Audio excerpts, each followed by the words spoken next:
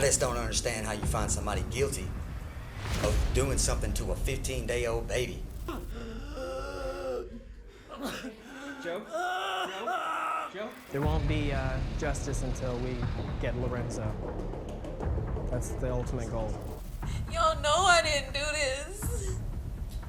The defendant says they killed them, cut them up with an electric saw in a garage, then scattered body parts here and there in Tampa trash bins. The torture, dismemberments, but they must have been just unbearable.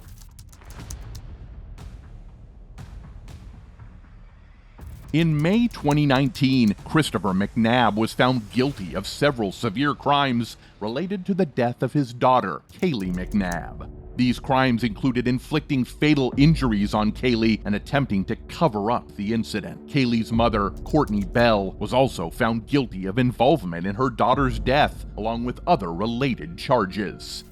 Y'all know I didn't do this. In 2017, Kalia McNab was found dead near the trailer where her parents, Belle and Chris McNab, lived. She disappeared the day after they woke up and couldn't find her. When he went, I sent him back there to check on her while I was loving on her because she was freaking out. I didn't understand why she was freaking out. She was standing right here.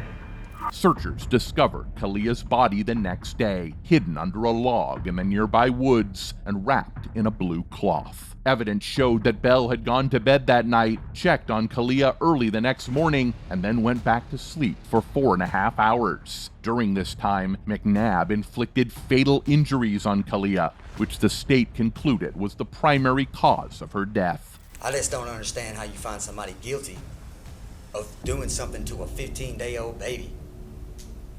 Because there was no evidence whatsoever that proved anything about me putting my hands on my kids. At the time of the incident, McNab and his partner, Courtney Marie Bell, were using crystal meth.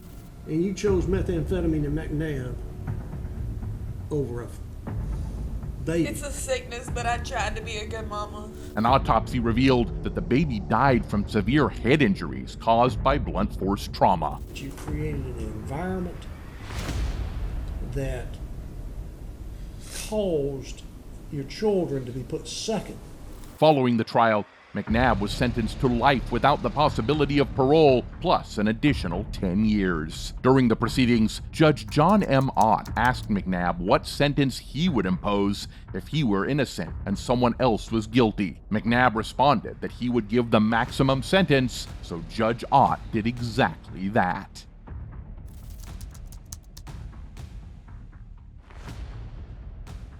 Now, brace yourself for the chilling case of Stephen Lorenzo, a man whose heinous crimes of drugging and torturing men will leave you shocked. In December 2003, Jason Galehouse was a 26-year-old working at a flower shop and studying interior design at Hillsborough Community College. Having recently moved from Sarasota to Tampa, he seemed to have a bright future ahead. On the night of December 20th, 2003, Galehouse went to a club with his roommate around 2:45 a.m. He mentioned leaving with two men he had just met. His roommate, who claimed he didn't see the two men, never heard from Galehouse again.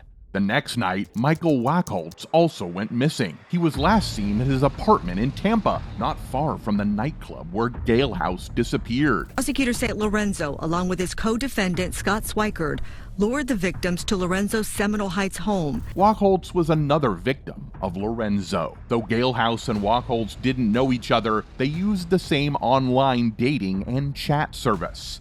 On January 6, 2004, Wachholtz's body was found wrapped in a sheet in the back of his 1992 Jeep Cherokee in a parking lot in Town and Country. Galehouse's body was never found. All the facts taken together make it one of the most horrible cases I've ever dealt with. An affidavit stated that Lorenzo administered drugs to, abused, and caused the deaths of Galehouse and Wachholtz. In November 2005, a jury found Lorenzo guilty of secretly drugging 9 men with GHB and torturing them at his house. The details of these crimes were very difficult to listen to in court today. The torture, dismemberments, but they must have been just unbearable. The 7 survivors testified that they met Lorenzo at bars, couldn't remember what happened after drinking with him, or passed out after he gave them drinks. They just identified the person that attacked and sexually assaulted you in February of 2000. Yes. Lorenzo received a 200-year federal prison sentence, but he wasn't initially charged with murder. Scott Schweikart, an accomplice, received 40 years in prison for his role in the crimes. Despite investigators linking Schweikart and Lorenzo to the deaths of Gale House and Wachholtz, murder charges were not filed immediately. However, in 2012, prosecutors asserted that the men had drugged, tortured, killed, and disposed of the bodies of Gale House and Wachholtz. Schweikart is already serving 40 years in federal prison for drugging the men with the date drug. Now he will spend life in prison. In June 2016, Schweikart made a plea deal, admitted his guilt, received a life sentence, and agreed to testify against Lorenzo.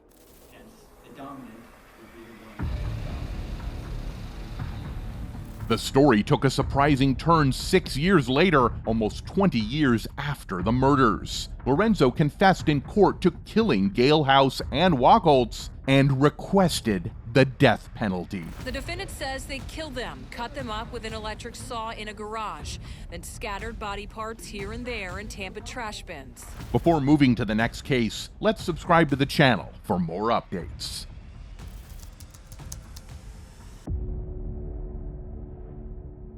Have you ever heard about a black hood? Well, here he is.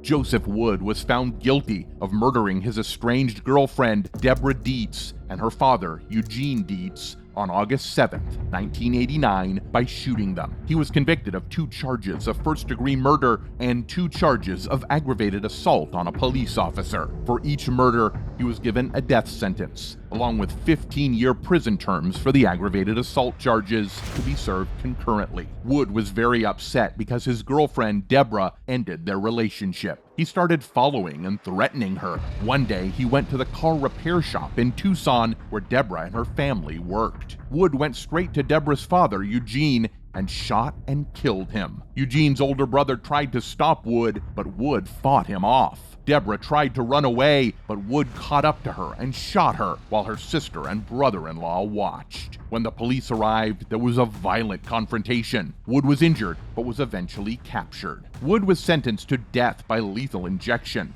These injections included a sedative and a painkiller. Normally, just 1 dose of each should have been enough.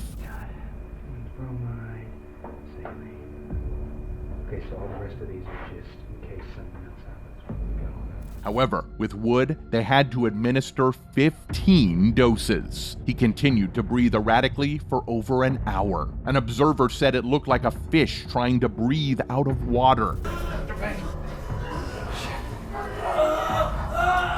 Governor. A reporter noted that Wood took more than 600 breaths. I counted about 660 times. He sort of gasped, kind of looked like as if he was trying to breathe or catch air. Experts stated that the execution should have taken about 10 minutes. Wood's lawyers asked the Supreme Court to halt the execution because it was taking too long and Wood appeared to be suffering. They argued that he had been struggling to breathe for over an hour.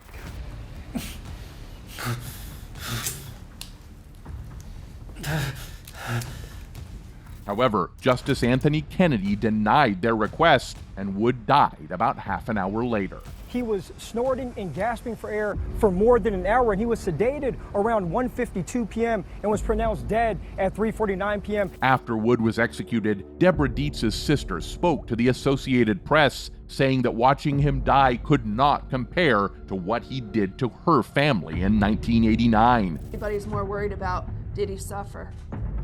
Who really suffered was my dad and my sister when they were killed. She vividly remembered the horrific sight of her father and sister covered in blood after Wood murdered them. Before the execution, when a reporter asked Wood about the death sentence, he expressed an acceptance of it. When asked if he deserved the death sentence, he responded that if the victim's family believed he killed their loved ones, they should have the opportunity to kill him as well. His belief in an eye for an eye was surprising, yet clear, and he accepted the death penalty.